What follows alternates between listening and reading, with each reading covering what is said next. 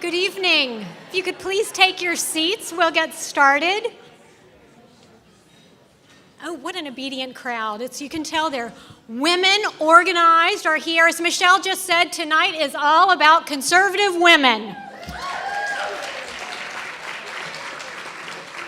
And what a wonderful night it is. I'm so happy to be here and to welcome you. My name is Kate Obenshain, and I'm honored to serve on the board of directors of Clare Luce Policy Institute. I am absolutely thrilled to be here with you as we celebrate this momentous occasion, and it's one which I assure you our political adversaries hoped would never occur. The 20th anniversary of the premier conservative women's leadership organization, the Clare Luce Policy Institute.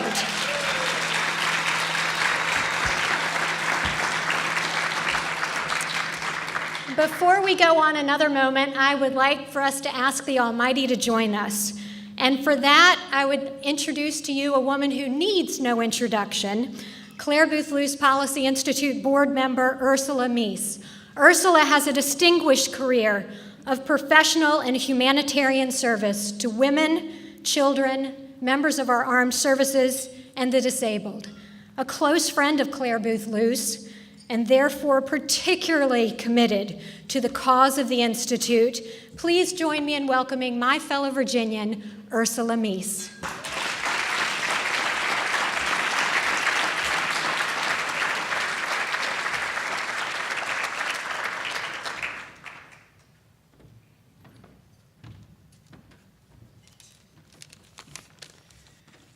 Please bow your heads.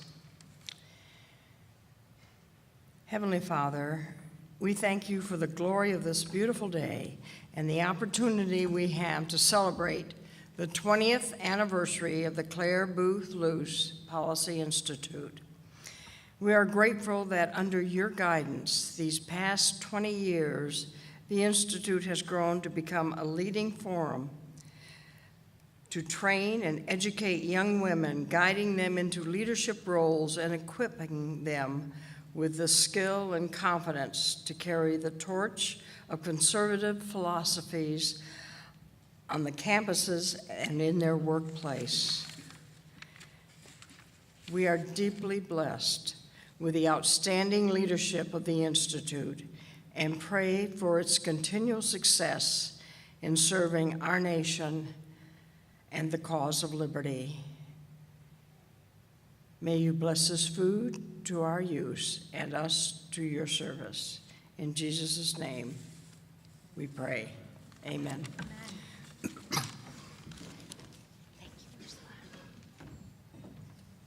Thank you, Ursula.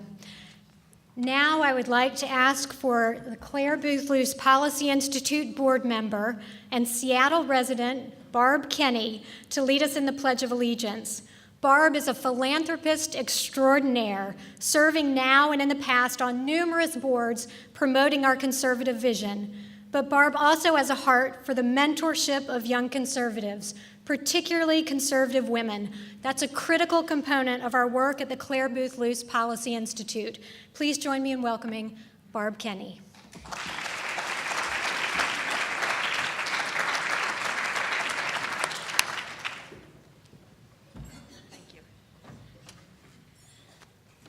I pledge allegiance to the flag of the United States of America and to the republic for which it stands, one nation, under God, indivisible, with liberty and justice for all. Thanks, Barb.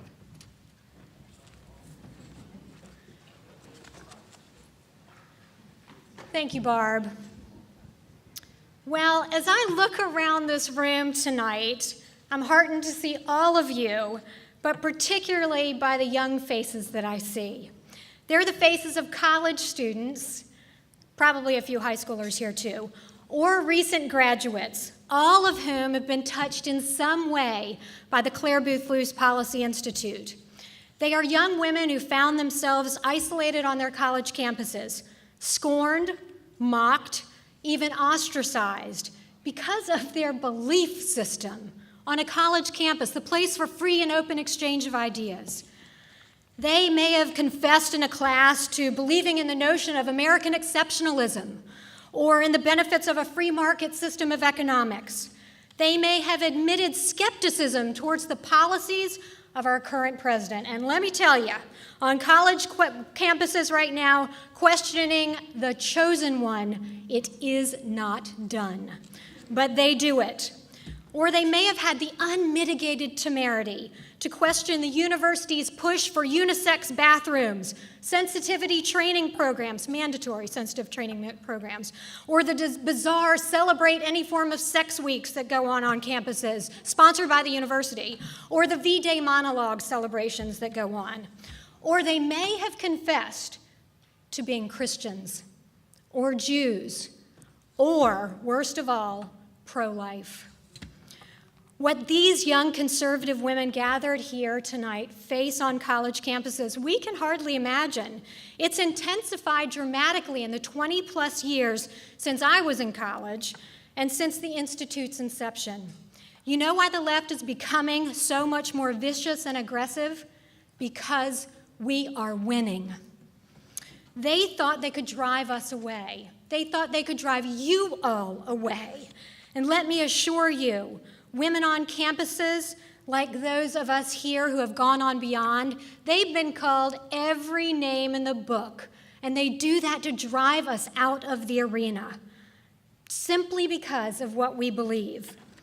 But you conservative women on campuses, and those of you who are in leadership positions in the movement and beyond, don't back down. You're learning to be tough and courageous. And you agree with Margaret Thatcher, who said, "I always cheer up immensely if the attack is particularly wounding, because I think, well, if they attack one personally, they have not a single argument left."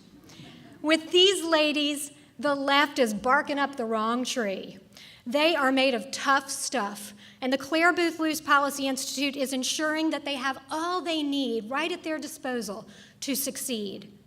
But before I go any further, I want to ask all these young women in the room, college, high school students, or recent graduates who have been involved in any way with the Clare Luce Policy Institute as interns, participants in their conferences or programs, or recipients of support in any way, to please stand up so we may recognize you for your courage.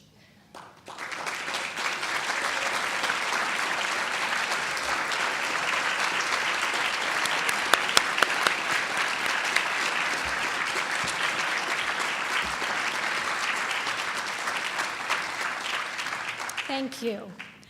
If you have a chance tonight at any point this evening, please talk to one of these great young women. You'll find that they have not stumbled upon the Clare Luce Policy Institute by accident. They sought us out, and they see it as nothing short of a godsend. They have come looking for the training, the materials, like those awesome calendars, the conferences, and most importantly, for the support, the camaraderie, and the encouragement of other women who understand the battle in which they are engaged. And at the Clare Luce Policy Institute, man, oh man, have they found that.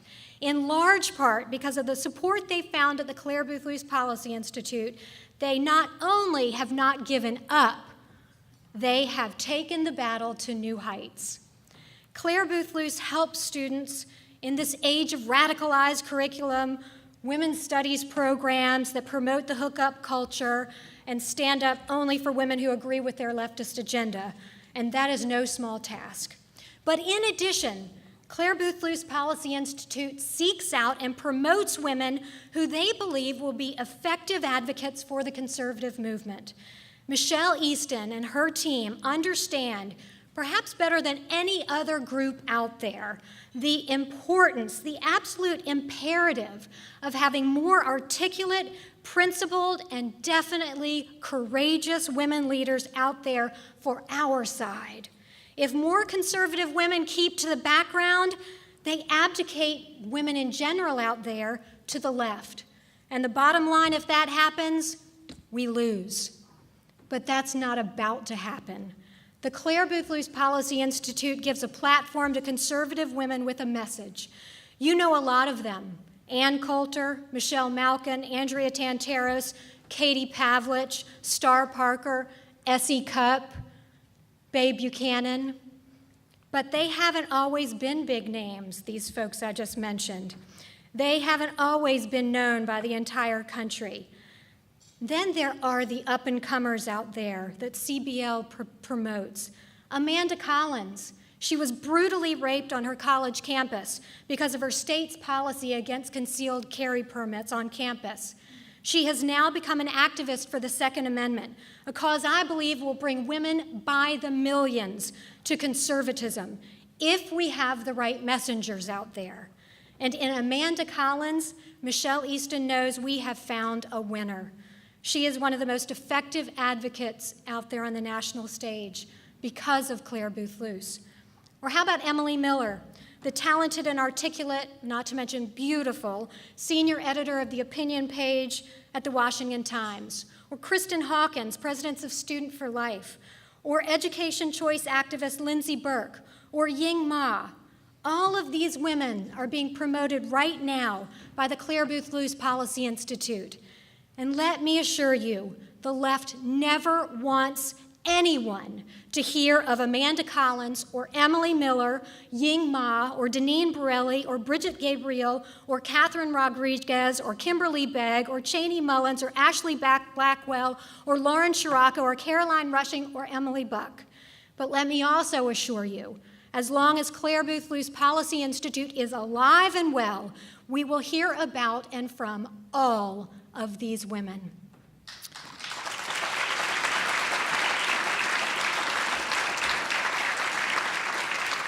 And these are amazing women. I wish I could tell you about every single one of them that I've had the honor to meet through Clare Luce Policy Institute. I wish I could tell you about all these faces out here who I know and admire so much. They are championing our cause with effectiveness, and most importantly, with courage, because of who they are, but also because of the expertise, the commitment, and the tenacity of the Clare Luce Policy Institute. Now, let me just close by mentioning one more courageous woman. She is in large part the reason these young women have found support and why they are becoming so incredibly effective. It's because of the vision and courage of this one woman, a testament to the power of the individual. In her humility and graciousness, she has insisted, maybe ordered, commanded, that this evening not be about her. And I'll honor that for the most part. But I would be remiss if I didn't at least say thank you from the bottom of my heart to Michelle Easton.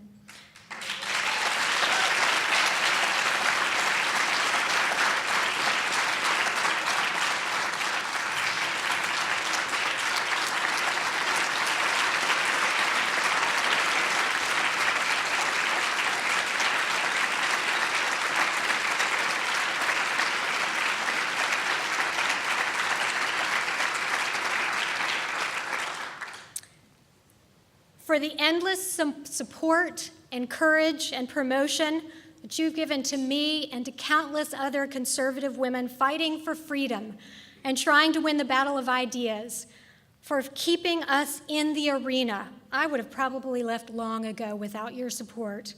For your vision and offering a lifeline and then a pathway to victory for the female students fighting the battle on campuses and beyond. Only someone as fearless, deeply principled, and visionary as you could create such a tremendous impact, not only in our nation, but on the personal life of thousands upon thousands of women. To Michelle Easton, founder and president of the Clare Luce Institute, I know we all do say thank you.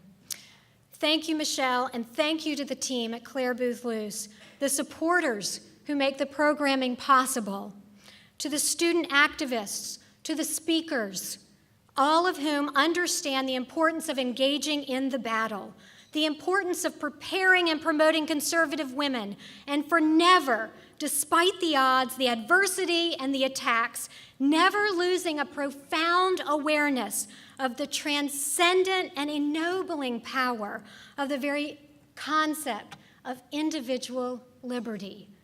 That's the reason we stick our necks out every single day. Ours is the winning message. Thanks to Clare Luce Policy Institute and its work over the past 20 years, we have the critical messengers, now and in the future, prepared to achieve the ultimate victory, not only for conservative women, but for the precious and righteous cause of freedom. Thank you so much.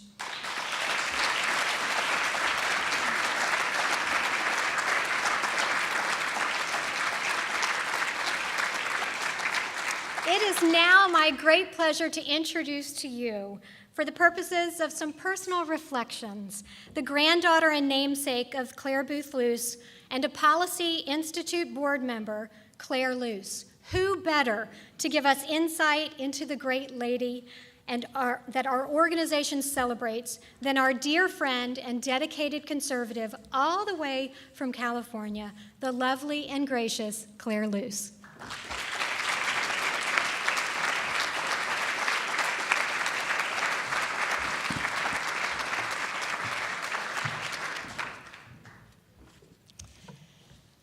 Oh, my goodness.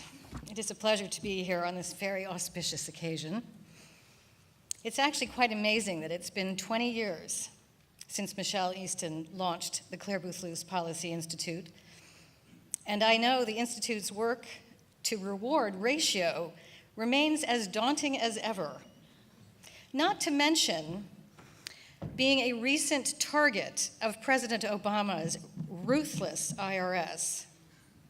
As Clare would have said, no good deed goes unpunished. But seeing all that the Institute aims for and accomplishes, she would have had more to say than just that. 2 decades of mentoring young conservative women, bolstering the next generation of female leaders, she would be so proud to see her name and spirit, her legacy of leadership carried on here, just as I am.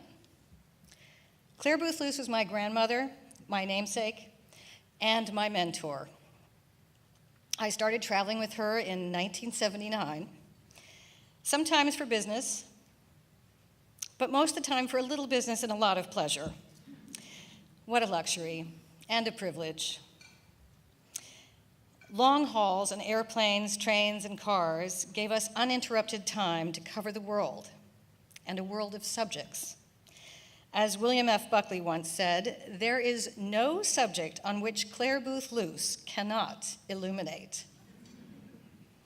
She certainly lit up my thinking, as she did many others. You can take Harvard and Yale. I matriculated at the University of Clare Luce.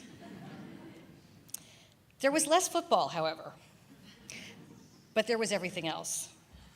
Our conversations covered it all: politics, history, scuba diving, art, religion, communism, needlepoint, espionage, diplomacy, and one of her great favorites, Star Wars. No, not the movie. I mean President Reagan's Strategic Defense Initiative, SDI. Her bright blue eyes would sparkle whenever she discussed the ingenious technology behind SDI. More than anything, Clare had a great appreciation for American ingenuity and invention. She marveled that in the early part of the 20th century, the typical mode of transportation was horse and buggy. But by mid-century, we had a man on the moon. How thrilled she would be today to see cars that don't need drivers, phones that can screen for eye disease, and computers you can wear. But especially to see women and girls around the world in positions of power or getting there. Of course, as a woman, she knew the path to progress could be rocky. Because I am a woman, Clare said in 1942, decades before Margaret Thatcher and Indira Gandhi, I must make unusual efforts to succeed. If I fail, no one will say she doesn't have what it takes. They will say women don't have what it takes. Haven't we all felt that at some point? Indeed, I bet even the amazing Michelle Easton would say so too. But boy, does she have what it takes. Michelle is a woman after Clare's heart. one who has tirelessly dedicated herself to bolstering other women and with conservative principles. Clare believed that we are capable of fulfilling our dreams without compromising our femininity or forfeiting our core values. She would be so proud of the impact the Clare Luce Policy Institute has had on a generation of young conservative women and will have on generations to come. Congratulations from all of us, Michelle, for your countless good deeds.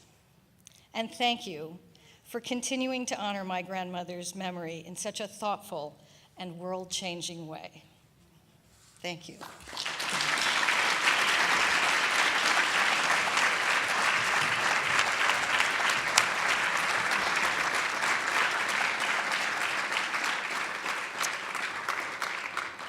Thank you, Clare. Now, the team at Clare Luce Policy Institute has produced for our entertainment a video compilation of the last 20 years. Don't worry, it doesn't cover every single thing over the past 20 years. There's no way they could get it all in. But here is a celebration of 20 years of Clare Luce Policy Institute. Sometimes people ask me, why was the Institute named after Clare Luce? Clare Luce was an accomplished conservative born in 1903 who accomplished so much in her life.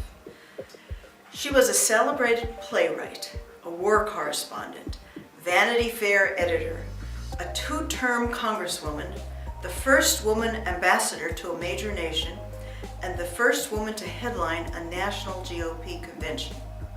She faced hardship and tragedy, most notably the tragic death of her college-age daughter in a car crash, and overcame them with faith and renewed determination.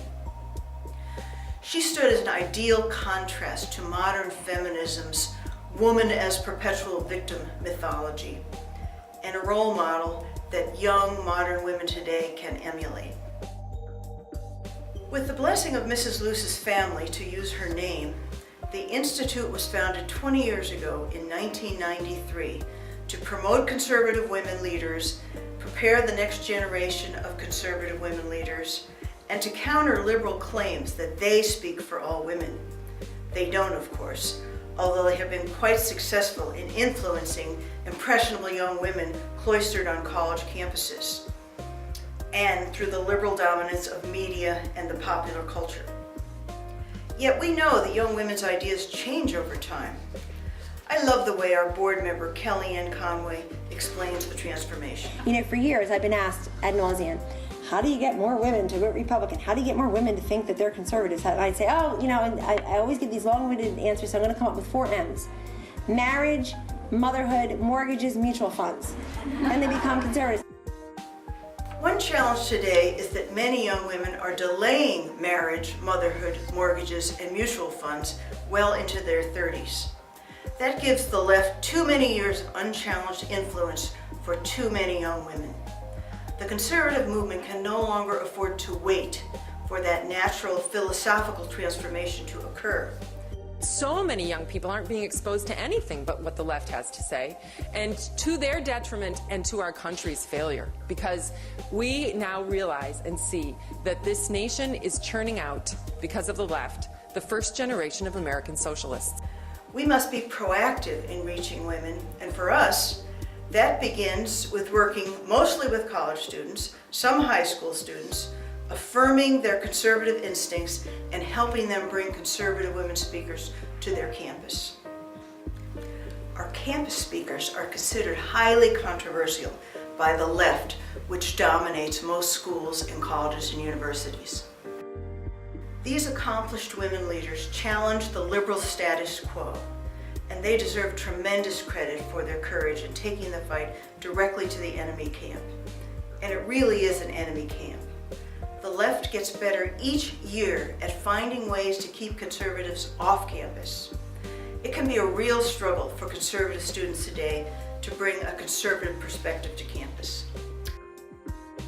Our summer events in Washington, D.C.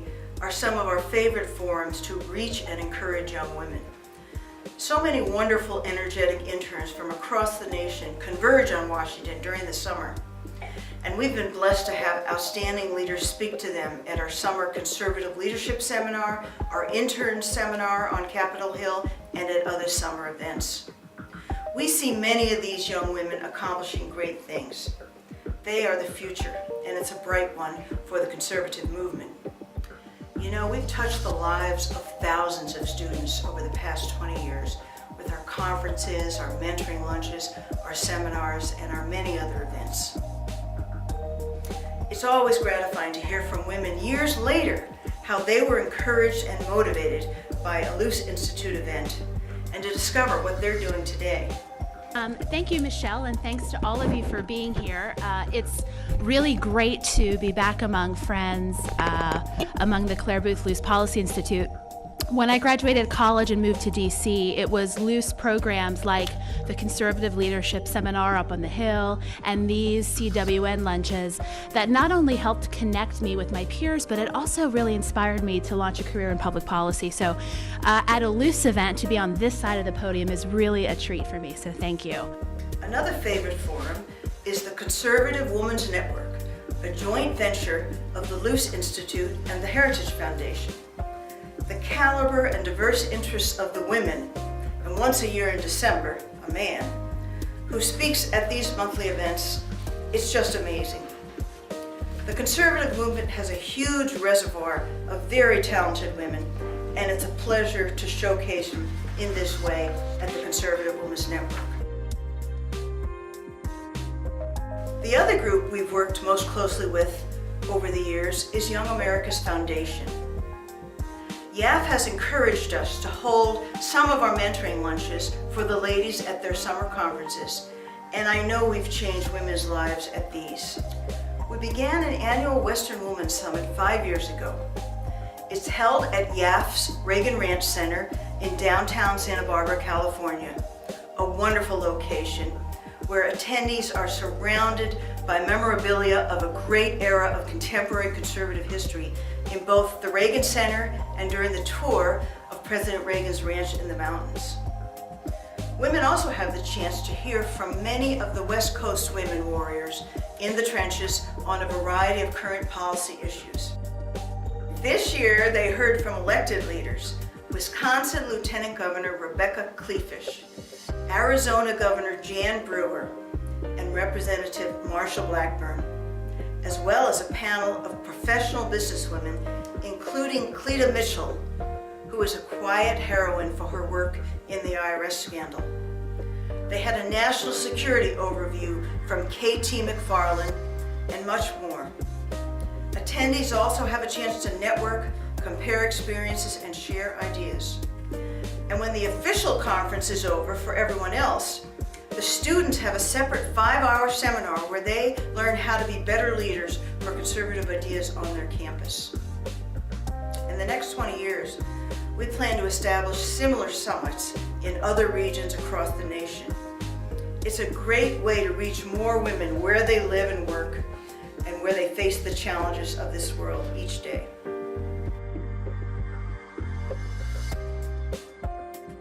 Our intern program that runs each semester and in the summer is renowned among women in the conservative movement.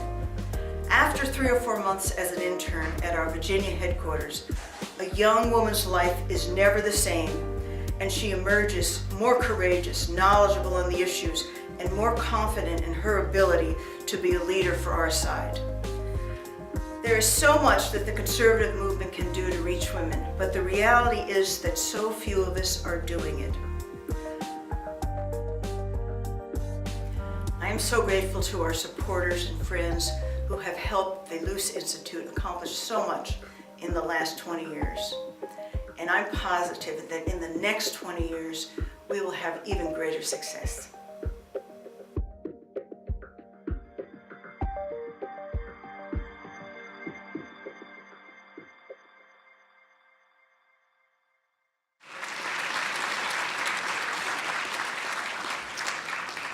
We are almost ready to let you eat.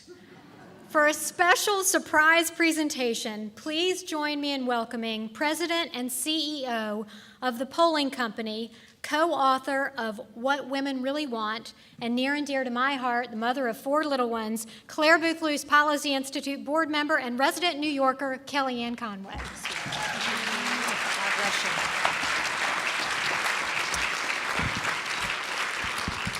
We're going to lick that demographic challenge, one set of 4 kids at a time. And thank you very much to Michelle Easton and Ron Robinson for having 2 grandbabies born this year to help out. Are they here?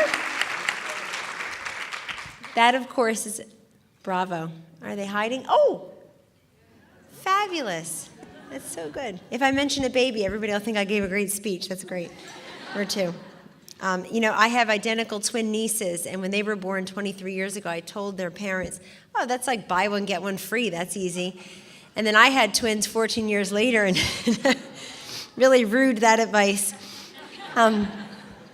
Whoever put me between the granddaughter and the dinner, I hate you too.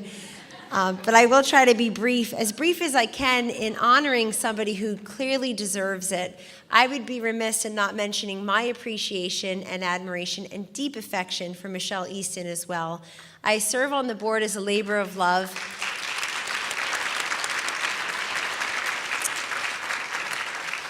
I believe very much in its mission and its effectiveness, and I think the best way I would sum up Michelle is through a different Thatcher quote, Kate, and it's to say that Margaret Thatcher had this wonderful quote that I'm reminded of, and it reminds me very much of Michelle Easton and her 20 years at the helm of the Luce Institute. Margaret Thatcher always said, being powerful is like being a lady.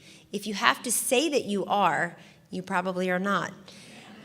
And that's very clearly Michelle. I really appreciate her humility in her service. There are a lot of loudmouths and bomb throwers out there, and I really appreciate the fact that she has been the steady captain of this ship, the Luce Institute, through many different trying times for the conservative movement, through the ups and downs of the conservative movement. But she has always, I think, kept the real legacy of Clare Luce, if I may, Claire, in that you still see people calling themselves loose ladies. I think that's loose ladies. I think that's, just thought of that. It's L-U-C-E, of the right type. But when I think about who represents the right and in American conservative women today versus who represents the left, I mean, you're talking about Clare Luce and the Michelle Eastons of the world. You're talking about ambassadors and congresswomen and heads of the GOP conventions. And then you're talking about Sandra Fluck, whose parents must have been so proud to have her on C-SPAN asking you to pay for her birth control. That was a real big moment. So we appreciate the fact that Michelle, as the steady hand of the Clare Luce Policy Institute, has been so incredibly effective in keeping to that mission. But we're here to honor a surprise guest. It is not Michelle Obama. I thought about it, but with 2 Ivy League degrees, as far as I can tell so far, she's told us all to eat vegetables and do jumping jacks. So I didn't think she deserved it. It's not Ted Cruz, who could probably use a bathroom break right about now in his filibuster. It's somebody who I think shares Michelle's humility and sense of service, and who, like Michelle, has served on Clare Luce Policy Institute's board for 20 years. He is, yes, there you go. Sorry, Frank, I was in college then, so it's definitely you. Here in Washington, D.C., there are people we wish would stick around for 20 years in the same place, and they invariably move on. And then there are people we can't get rid of after 20 or 50 years. We wish they would self-term limit. And then there's Frank, who gives me new appreciation for both a lack of term limits and affirmative action, Frank. Thank you very much. You're more than just, quote, the guy in the room to all of us. You've been very steady, solid, and reliable, which is, I know, why Michelle chose you 20 years ago to be a member of the board, and why those of us who serve now really appreciate both the legacy of Clare Luce Policy Institute that you bring to the table, but also your sense of purpose and your sense of consequence for the Institute, and your reliability, frankly, and your integrity, which are incredible. We, in addition to Michelle, Frank has served 20 years. we all know him as a very important person in Washington, D.C. He's at a major law firm now. He served President Reagan as political director. John McCain tapped him personally to help be the deputy director of the RNC in 2008 to really try to coordinate that campaign with what the RNC was doing. And I know firsthand Frank did a fabulous job at that. He's got many published work. He's been on TV many times. But what I appreciate most of him is he's just plain fun, and he makes service a very enjoyable pursuit as well for all of us.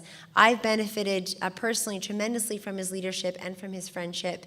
He also gave us the legacy of a Luce lady and his daughter Elizabeth, who is out in Las Vegas continuing to just do an amazing job in media out there on behalf of the First Amendment and free market principles. So Frank, as you know, we know as busy and as important you are, that it's also a labor of love for you to serve on the Institute, particularly for 20 years. You've given so selflessly of your time and your talent, and for absolutely no treasure in return. So for our non-token man in the room, we're going to give you a small token of our appreciation and affection. I give to you Frank Donatelli.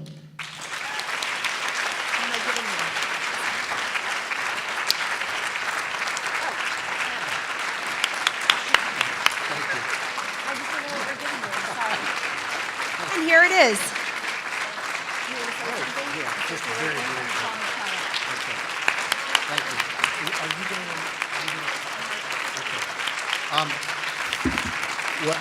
Thank you. My goodness, thank you very much. Please be seated. As Yogi Berra once said, thanks to all of you who have made this day necessary. And I must tell you, this is quite a shock. Hopefully, this will be the only testosterone-laden speech that's up here tonight. But this is really quite an honor. It's a great honor to be with you tonight. I was just saying to Ron that it was in this very hotel 40 years ago that we had our first CPAC. And somebody named Ronald Reagan, soon to be ex-governor of California, was the main speaker. So there's a lot of history here. But Michelle's just done a terrific job. And I realize that I am the only thing standing between you and your dinner. So the only other thing I want to say, in addition to the fact that I'm honored, and the Luce Institute does such a tremendous job with young people and women, both of which, frankly, are underperforming desperately as far as the conservative cause is concerned. We have to do a better job there, and the foundation does a terrific job in both of those. But since Kellyanne talked about my daughter, Elizabeth, who is a newscaster, and she's a political reporter in Las Vegas, I think I should tell you one very, very quick story. So it was right after the 2010 elections, and there was a reception for the new members of Congress. So I was there trying to meet new members and so forth, and Rand Paul walked in, and I had met him a couple of times, but Elizabeth had covered him in the campaign because she was in Louisville at the time. And so I see Rand Paul walk in, and I see his communications director. He used to work for me at the RNC. So I went up to say hello, and Rand Paul looks at me and says, "Oh, hello, Frank." And I'm thinking, wow, this is really great. I've only met the guy a couple of times. And he turned to his communications director and said, "Frank is Elizabeth Donatelli's father." So once again, I'm upstaged by a woman. But my daughter, that's a great thing. So again, thank you all very much. Michelle, thank you very much, and thank you for your support of the Clare Luce Foundation.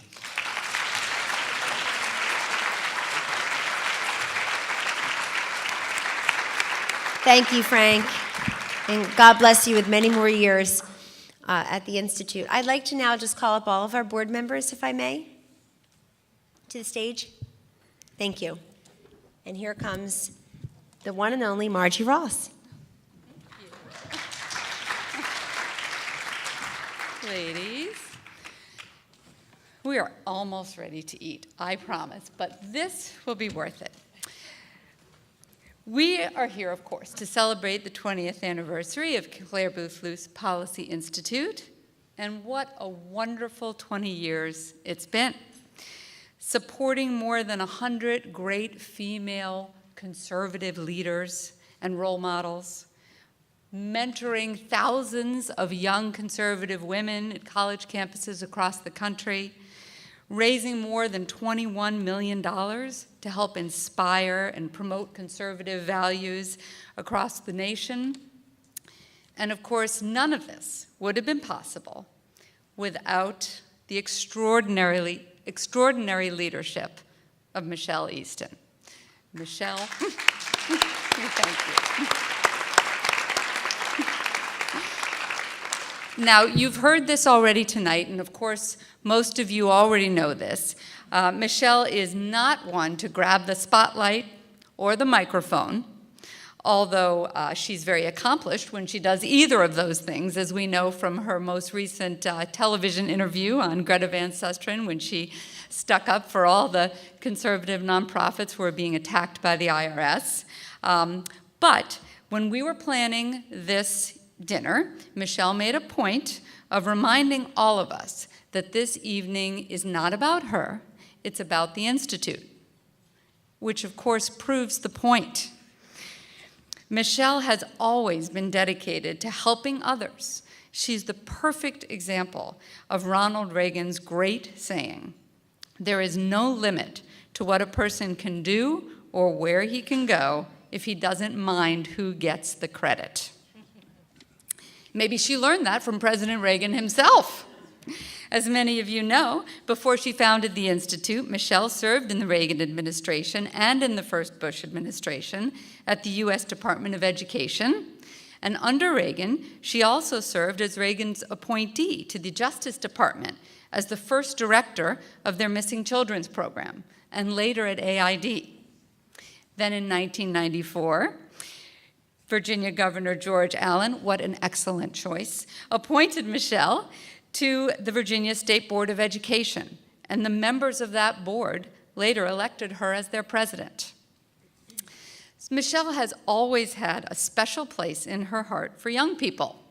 That's one of the things that inspired her to found Clare Luce Policy Institute. That's why she's so gifted at leading the organization. That's why she's such a passionate and effective spokesperson for Clare Luce and for conservative women. And I think that's what keeps her so young herself. She has that twinkle in her eye and that irrepressible smile that reminds us of the contagious optimism of kids and young adults and all the young women here. She maintained her cheery disposition and her sanity in a house filled with boys, with her terrific husband, Ron, and their 3 sons. And I remember going with my family to dinner at Michelle and Ron's house a few years ago, and I brought my youngest daughter, Becky. And Becky and Michelle sat on the couch for many hours talking about their favorite books. I told Michelle that one day we should swap, and she should trade her 3 daughters for my 3 sons for just a day, and we'd see what it was like on the other side. Now, Michelle loves her sons dearly. In fact, some of you may know that she buys a holiday sweater for each of her boys every Christmas. And I've also been told that as soon as she buys them, she hides them, and then sometimes she can't remember where she hid them and she can't find them. But the big news this year, as you have heard in Michelle's family, is that she and Ron have become the proud grandparents of 2 beautiful twin babies, and one of them is, at last, a girl. Hooray! And I know that little Josephine holds a special place in Michelle's heart, and personally, I am already signing her up to be an intern at Regnery Publishing sometime in the future. So I think Michelle and I are going to have to spar over who gets to have little Josephine as an intern first. But you know, if Josephine is a Clare Luce intern one day, she will have a very special experience, as many of the young women here have had. Michelle sets the tone in her office, making sure that her whole team, including the interns, feel included and valued. Every summer, she and Ron vacation in Maine, and they always bring back some goodies for everyone in the office. During the holidays, the Luce ladies bake cookies as gifts for many of the board members and some of the donors.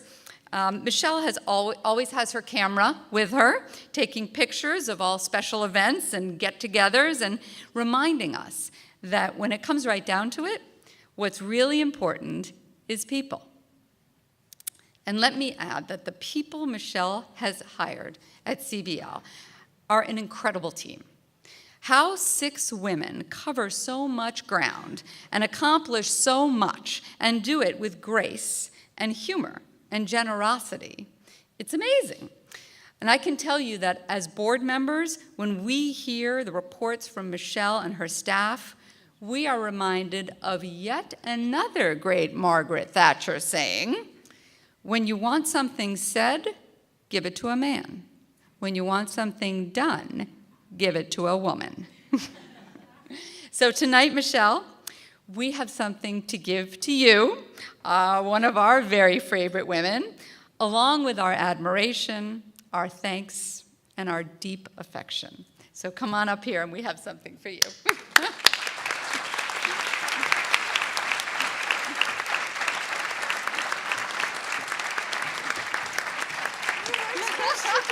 Yes, I know.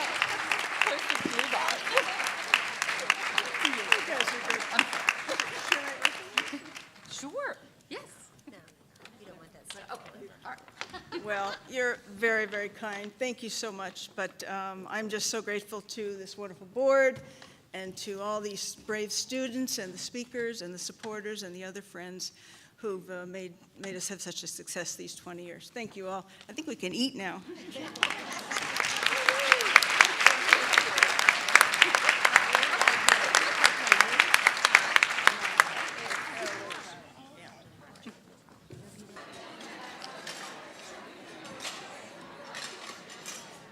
I just want to thank you all again for coming to celebrate 20 years of our promoting conservative women leaders. We know we've touched the lives of thousands of young women. You've seen a lot of them here in the slideshow that we put together, and wonderful speakers. And the truth is you can't do this job and not be optimistic about the future with the caliber of this next generation of young women, many of whom are in this room. And we have a brand new poster with one of Mrs. Luce's courage quotes on it, and 100 plus of the great ladies that have spoken for us. As you leave tonight, the staff is going to hand you one if you would like it. We also want you all to take the bud vase, or vase, however you like to say it. It's got 20th anniversary, it's got our name, it's just the right size for your roses. I want to thank some people who could not be with us tonight. People that have really helped us have success at Clare Luce. One is Sarah Palin. I just got an email. Her new book is coming out. She's going to send me an advance copy. What a wonderful role model she is for conservative women. Another is Michelle Malkin. Do you know that anytime I've ever asked her to help me on something, she has said yes. What a gracious lady. What a great speaker. What a good lady for our side. There's a few others. Becky Norton Dunlop at the Heritage Foundation. When she became a vice president, she immediately partnered with us, pulled the Luce Institute in, and we've had a monthly luncheon now for, I don't know, about 15 years. What a great lady she is. A couple of others over the years. Bill Buckley. I actually talked with him about this institute at one point many, many years ago before it actually happened. Larry and Lisa Field, great California supporters. Lorraine Finch. And then finally, Henry Luce, who gave permission for me to use Mrs. Luce's name in putting this institute together. And we have so many distinguished guests who are here. You're all here because either you're close to Cleta or you're close to the Luce Institute, and you've all played an important role. And I just want to thank you all from the bottom of my heart for what you've done to help us over the years. One great couple that could not be with us tonight, but who I want to thank specifically, is Richard Uline and Mrs. Uline, who gave us the gift that covered the costs of this anniversary celebration, allowing you to treat all of us as our guests for dinner tonight. They are great conservatives. They've been helping us at the Institute for 17 years, and I just want to say thank you, Mr. and Mrs. Uline. I could introduce each one of you and tell a little story about why you're important to the Institute. the speakers, the interns, the former staff, other people in the movement, the people who write our fundraising letters, our accountant, our lawyer. You're all here, and I could thank you all and tell the story, but I'm just going to single out just a couple with apologies to everyone that time doesn't permit me to highlight. First, I want to mention a wonderful lady, Suzanne Becker, who is sitting right there. Suzanne, yes. She's here with her husband, Ted, and she started to support us at the Institute 15 years ago. Suzanne has driven into CWN luncheons with us dozens of times, and she just lives a straight shot up the road from our office in Herndon, so we get to visit. Suzanne is an MD, a physician, trained at Harvard when there weren't a lot of lady doctors at Harvard.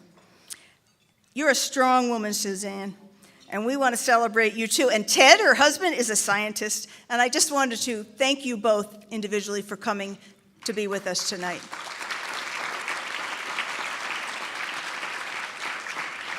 We've got a tremendous board of directors. I was going to ask them to stand, but they already did. They just make it a joy to do this job because they have a heart for what we do with women. You have to really believe in this. Not all conservatives do, you know, but our board does, and I just want to thank you all again for your service and for all of your help. We also have a very lean and productive staff, and they're the ones wearing the gold badges. And I know they won't like me to do this, but I want to ask them to stand together. There's only a few, so it'll just take a minute, and let me name them. Jeannie O'Connor. Where's Jeannie? All right, remain standing, remain standing. Jeannie's our administrative director, and when I'm on the road, she's in charge. Kristen Johnson writes the checks. She's been with us for 20 years. Wait, don't clap. Let me get them all in. Where's Kristen? 20 years. Wow. Okay, wait. Lil Tuttle, our education director. Lil and I were on the state board when Governor Allen put us on. We're like combat buddies. We've been through the war when the NEA teacher union went after us. And Lil does a lot, including she learned how to do movies and slideshows, so you could look at that tonight. Camille Hart is our events director. She does it all with such ease. She runs this event. She runs all of our events. I'm so grateful to her. Kathleen Rodriguez. Kathleen, where are you? Pretty married lady. I don't know if you noticed, but in the movie, The Wedding, that was her. She was such a beautiful bride. She runs all of our student programs, including yesterday, she did a seminar for 20 plus young women, many of whom are here, and does a great job at that. And finally, last but not least, Cindy Rushing. Where's Cindy? Cindy's the newest one on our staff. Yes, she's the cheerful voice you hear when you call the office. She does everything well. They make me look good. Thank you, ladies.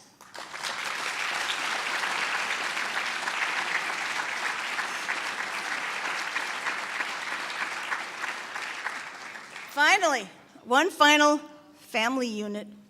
I wish to thank 5 people, 4 men and a lady. God blessed my husband and me with 3 sons, and all 3 sons made it tonight. RJ, Ron Jr., he's our oldest, and he and his wife, Alexandra, made me a very happy grandmother about 3 months ago. RJ's holding one of the babies. Allie is here. Danny is my spectacular, hardworking middle child. You know, Ron and I are both middle child.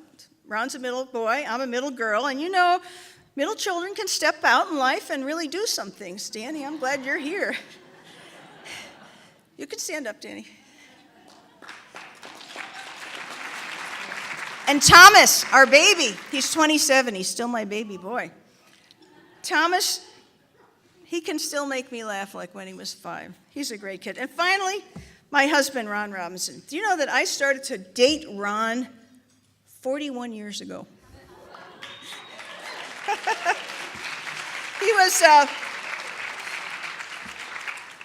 He was in grad school in New York at Fordham, and I was a senior in college, and we met, where else? At a YAF office, stuffing a mailing. In addition to being a really good husband, Ron has been a very close advisor, professionally, all along, but especially since President Clinton fired me on Clinton's inauguration day in 1993. You know, that's what they do. You're there, I was working for President Reagan, then President Bush, and the new guy gets elected, so you just sort of see, well, gee, what happens? They fire you.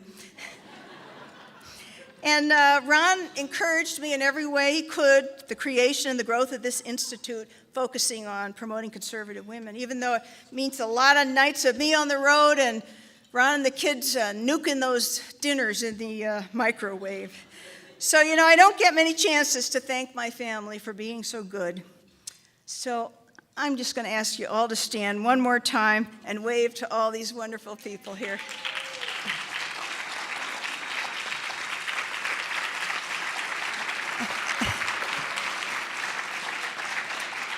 My daughter-in-law, Allie, when one of them finally got married and there was a girl in the family, what joy, what utter joy at our dining table. And she's holding one of the babies, too. Oh, this one's sleeping. That's good.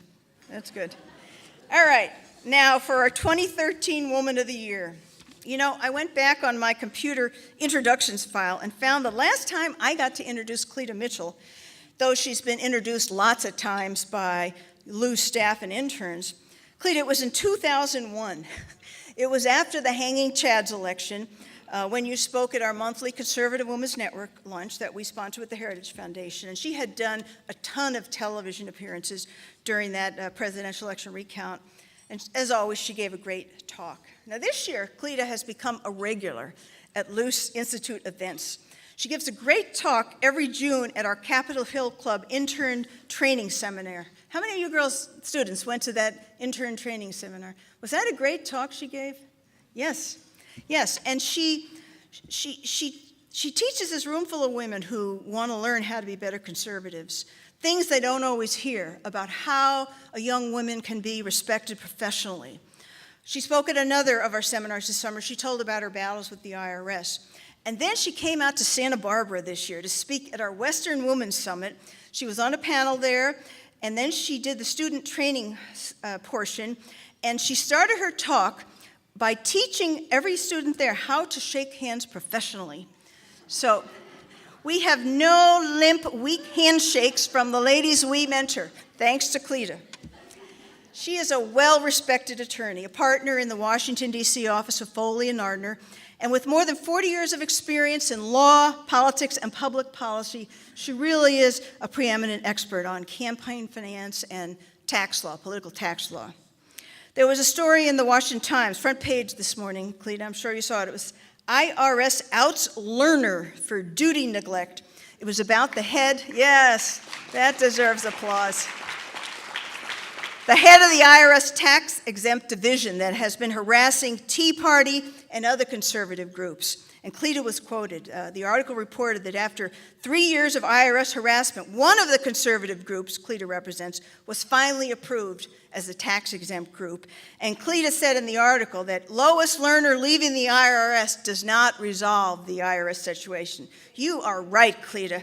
There's a lot more to learn about what the IRS did to conservatives over the years, including the Clare Luce Policy Institute. We were audited in 2011, a horrible year for us. Our attorney who got us through it, but it cost tens of thousands of dollars. It was hours and hours, weeks and weeks of work, distracted by government agents from our mission to prepare and promote conservative women leaders. But that is why, I believe, we were harassed with the audit. Now, Lois Lerner, there's a woman who needs to start thinking about what she'll look like wearing stripes every day. And Cleta continues to defend against this and fight to uncover the truth about this extraordinary abuse of power. Cleta was a member of the Oklahoma House of Representatives, 76 to 1984. She was a Democrat, but she was a good Democrat. She was right to work, and this is back in the day when there were some good Democrats. She served as chairman of the Oklahoma House Appropriations and Budget Committee. Then she had some private law practice in Oklahoma City. Then she came to Washington, became director and general counsel of the Term Limits Legal Institute in Washington. She initiated many cases on the state and federal courts, and she was co-counsel for the Supreme Court case on term limits that was decided in 1995. In 1986, she was a candidate for lieutenant governor of Oklahoma. Again, running as a Democrat, but a good Democrat. She got 48% of the vote, and she's organized dozens of campaigns, local, state, congressional, presidential. She received her degrees, a BA and a Juris Doctor from the University of Oklahoma. She lives in the District of Columbia with her husband, Dale, who was a major league professional baseball player for the LA Dodgers. Yay! And they're going to celebrate their 30th wedding anniversary next March. They raised an incredible grown daughter, strong, smart, who's a successful corporate professional in Australia. Now, the Luce Policy Institute gives a Woman of the Year award each year to honor an extraordinary woman who, like our organization's namesake, Clare Luce, shows courage and leadership and grace and dedication to advancing conservative principles. This year, we are so honored to give this to Cleta. Now, Cleta is a bold and persistent fighter for conservative principles. She is someone so many Americans, especially young women, like the women in this room, are inspired by and look to as an example when it comes to courageously speaking out and working as hard as you can for what you believe in. Many on the left, especially in the universities and in our popular culture, pretend not to be aware of the amazing achievements of women like Cleta Mitchell. Instead of praise, conservative women are often ridiculed or marginalized. Sometimes they are savaged by radical feminists and other left-wing groups, and many in the lamestream media. But at the Clare Luce Policy Institute, we are eager to celebrate achievements of conservative women leaders. We know they represent millions of other women across the country who believe in our values, our traditions, and our love of country. So, Cleta, I want to thank you so much for all you've done as a conservative leader for America and for inspiring so many other women and men with your devotion to hard work and principles. It's now my great privilege to present you with the Policy Institute's 2013 Woman of the Year Award.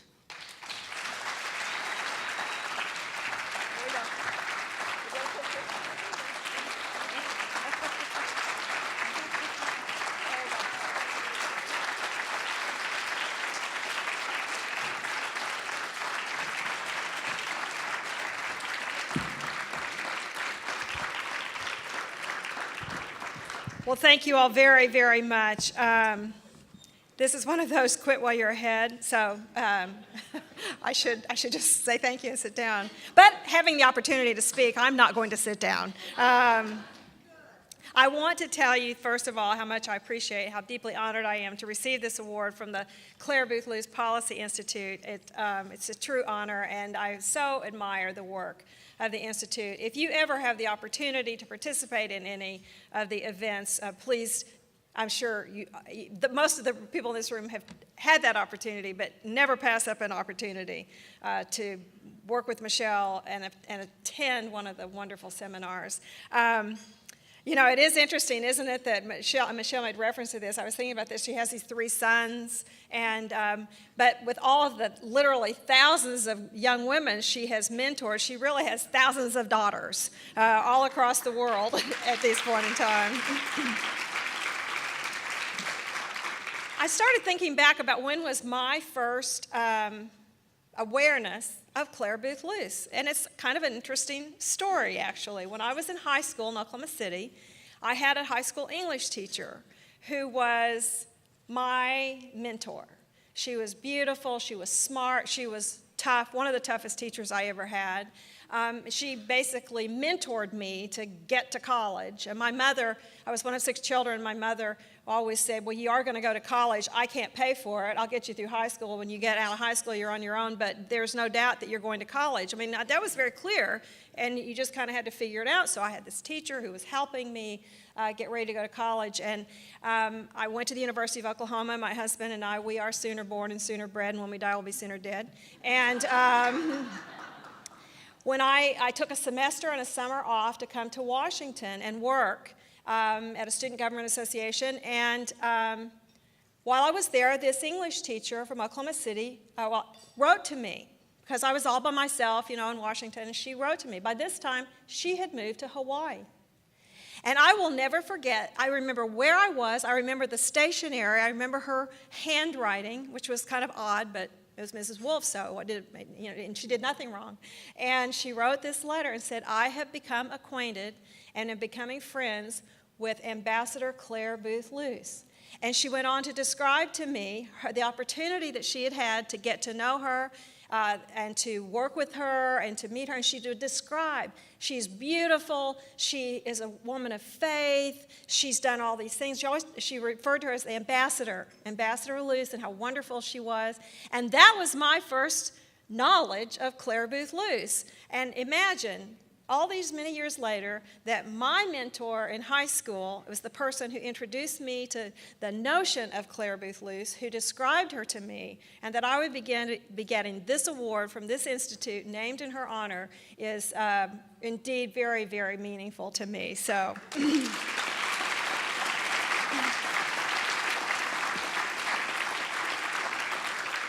Now, I want to talk for just a few moments about a couple of things. And I was thinking about how, as a conservative woman in this decidedly unconservative community of Washington, D.C., and what I might share with you. And I was thinking, there's this fellow, Robert Fulghum, who said all he ever needed to know he learned in kindergarten. Well, I think all we ever needed to learn as conservatives we learned in high school.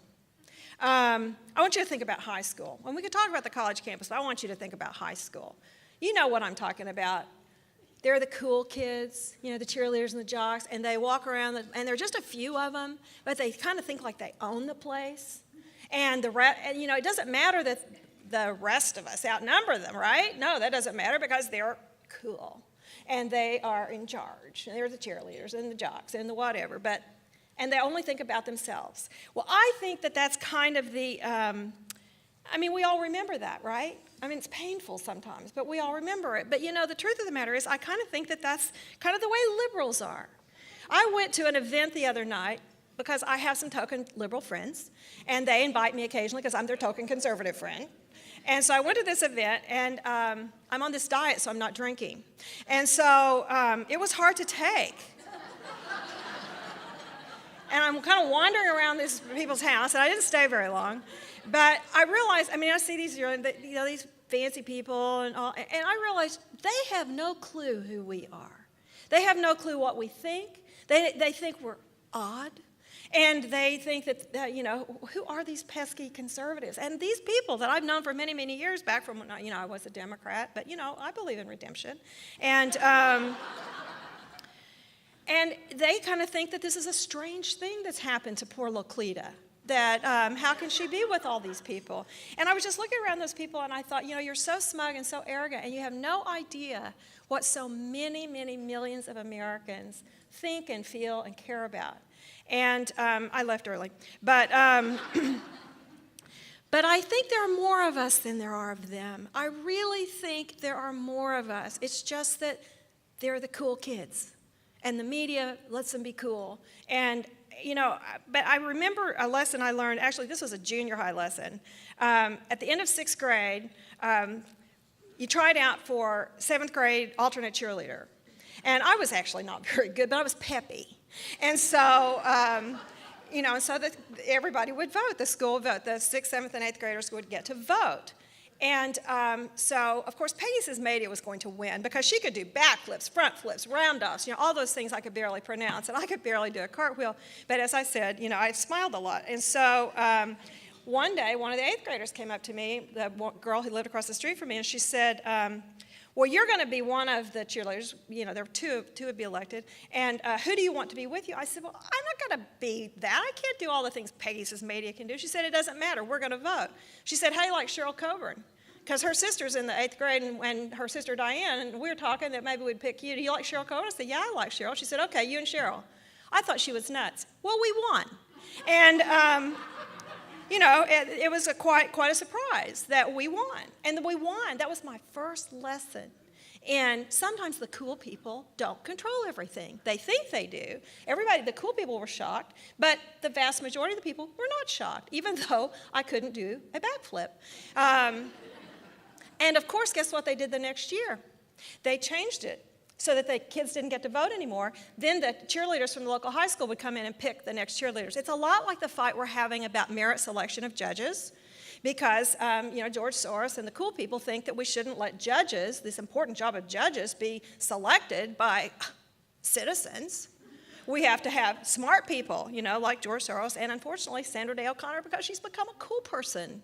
And so it's kind of the same thing. Now, why am I telling you this? Because I think that it bears reminding that wherever we are in our society, these cool people, this liberal establishment is there. And everything big in America, I have said for a number of years that if it's big in America, if you're big enough to have a vice president for government relations, you're not with us.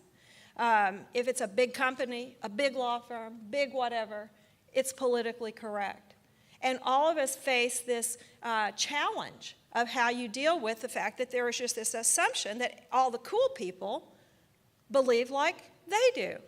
So, my law firm, we have a few of us, and we call ourselves the Conservative Underground Secret Society, because CUS is actually the acronym. And I got hats with that monogrammed on it. But it's a few of us who, when we see these things that just happen, and they just assume that it's okay. And that's what these young people deal with on the college campuses. And that's what the Clare Luce Policy Institute is designed to do, is to help these young people to understand that you're not by yourself. There are a lot of other people. There are literally as many of us as there are of the bad guys, except that we're just not as quiet. I mean, we're not as loud. We're more quiet. And the reason I think this matters for us to think about this is how the IRS scandal happened. And if you read, I don't know if any of you have read any of the things coming out of the House Ways and Means Committee and the Congressman Ice's committee last week. They did an interim report. But the way this scandal started is because you start with the fact that you have people who are running a program, running agencies throughout the government, who are members of unions, their leadership who are making decisions about processing applications, deciding who to audit. These are people who are donors to the Obama campaign. This Holly Paz, now this is an interesting, I want you to remember her name. Holly Paz was one of the real players in this. She was involved in it. This scandal has gone on so long. She was gone on maternity leave twice. Now, I want you to think about that. This is a two-baby scandal. And she was the one that was involved with helping Lois Lerner plot all of this. And then when supposedly there was going to be this internal investigation, when Stephen Miller learned that something might be going on, guess who gets sent to Cincinnati to find out what's going on? Holly Paz. She's the same one who helped devise the scheme in the first place.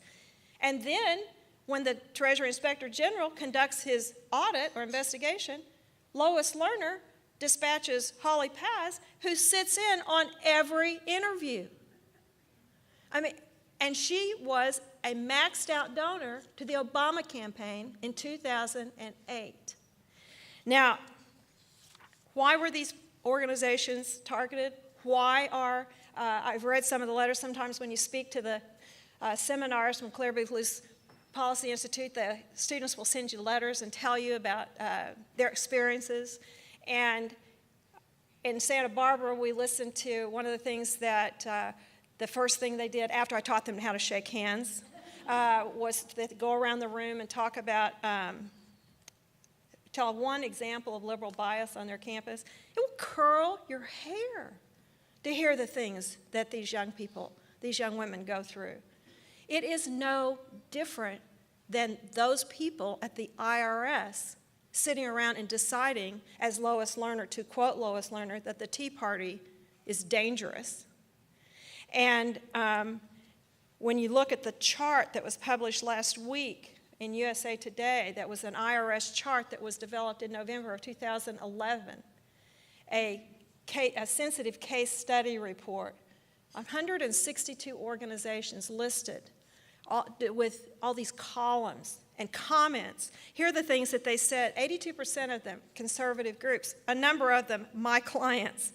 And they were flagged for, quote, anti-Obama rhetoric, inflammatory language, propaganda not supported by facts on their websites. Would you like to know what the propaganda not supported by facts referred to?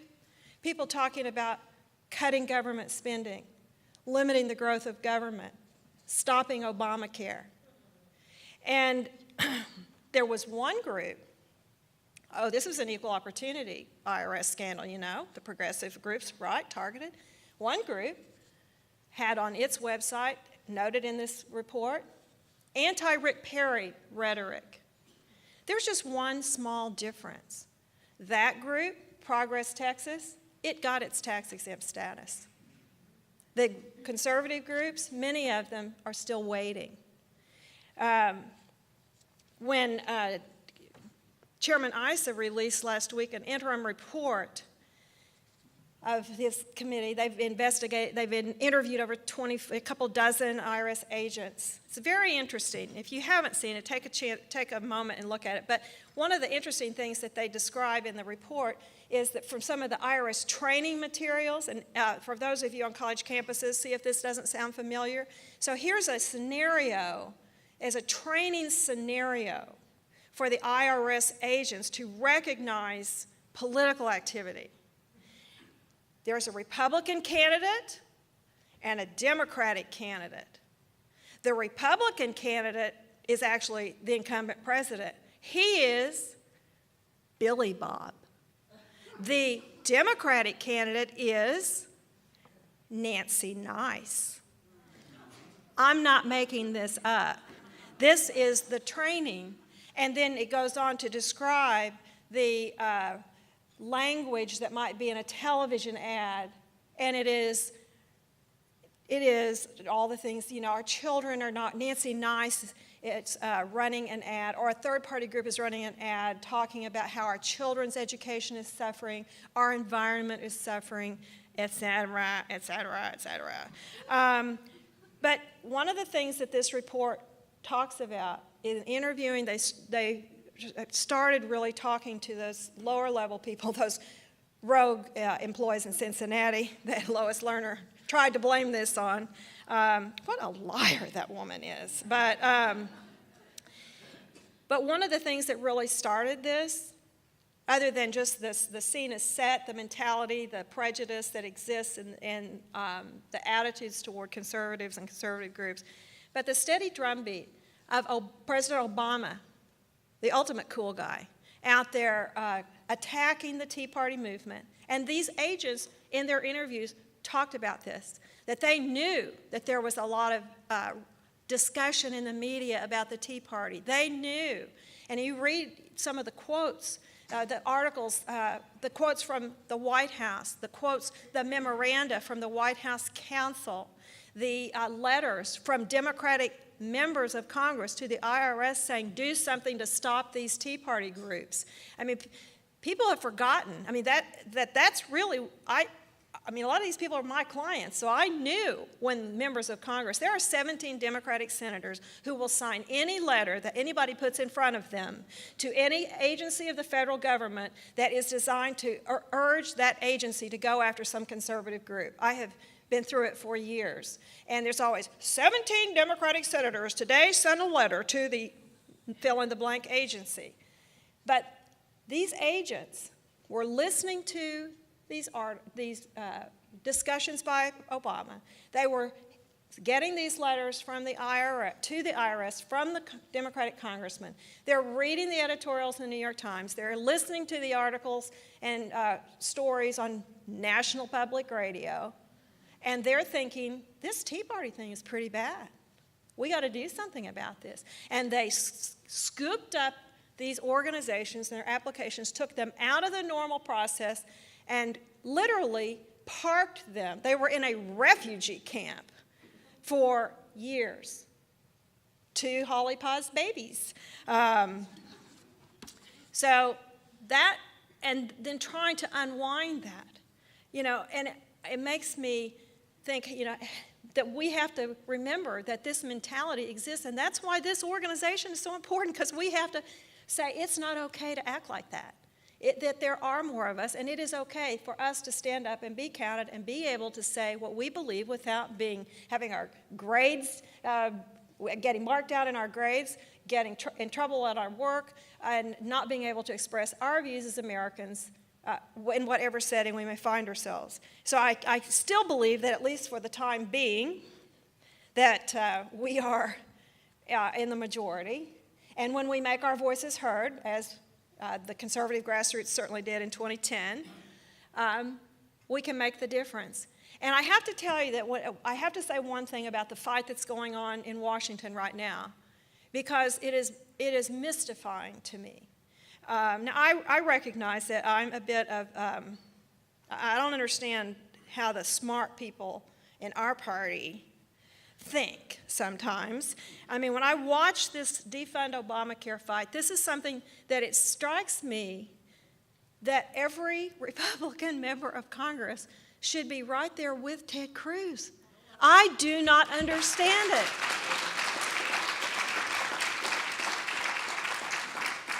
And I think, one of our problems, I moved to Washington to work on term limits for members of Congress. And I got to tell you, sometimes I think there ain't nothing wrong with Congress that term limits wouldn't fix. But, I think our Republican leaders are basically good people. They think they're conservatives. I think two things. One, they've been here too long.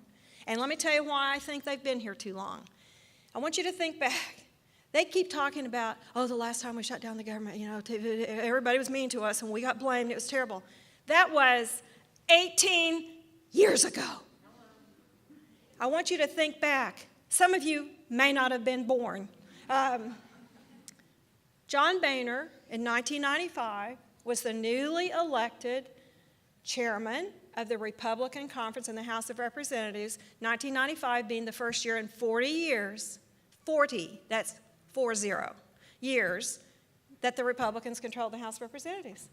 That was exciting, right? Well, guess what? There were 3 television networks. Cable TV was just barely getting started. There was no internet. There was no Facebook. There was no Twitter. There was no Tea Party. There was no Fox News. Although I will tell you, my disappointment with Fox News over their coverage of the defund Obamacare fight has been palpable. So I haven't watched it in a few weeks, and I'm not turning it back on until this is over. But somehow our leaders seem to think that they can just dismiss the grassroots and expect to win. And okay, they say, well, we can't win. Well, this is a rule of nature. Einstein may have said this. If you don't try to win, what will happen? You will lose. Here, that wasn't hard, was it? So if you don't try to win, you're going to be assured of loss, and you're going to lose. So I don't understand. We have this massive army. We have tools at our disposal. And I kind of think it's reminiscent of Abraham Lincoln saying, when General McClellan, if General McClellan isn't going to use the Union Army, I'd like to borrow it for a time. And I think that, somehow I just don't understand why our leaders don't understand that, and are not even willing to try. But my main message to you tonight is that the reason that the Clare Luce Policy Institute is so important is because the lessons that these young women learn, and literally learning how to fight back in very uncomfortable situations on their college campuses, to come for reassurance and mentoring and sanity checks, and to say, no, you're not wrong. There are other people who share your beliefs, and there's safety in numbers, and yes, you can do this. And learning to speak up and to stand up for your beliefs, regardless of the consequences, is an important life lesson. It's an incredibly important life lesson. So to you, Michelle, to all of your staff, to the board, thank you for founding the Institute. Thank you for all that you do with the Institute. We all probably need to go through some training at the Institute so that we can all learn to stand up and fight back and speak up in wherever we happen to find ourselves. But it's such an honor for me to be able to receive this award and to share with you just a little bit of the excitement of 20 years of great work. I look forward to the next 20 years.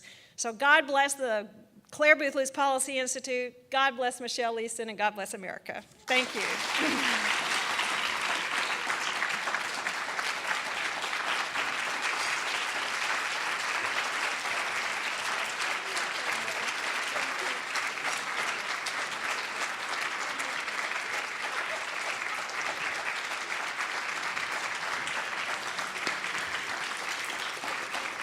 Thank you so much, Cleta. Isn't she the best? You can see where she would inspire young women at our things.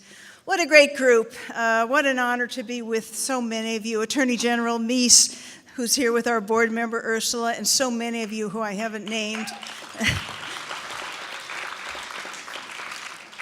As you leave, I want you to think about one thing.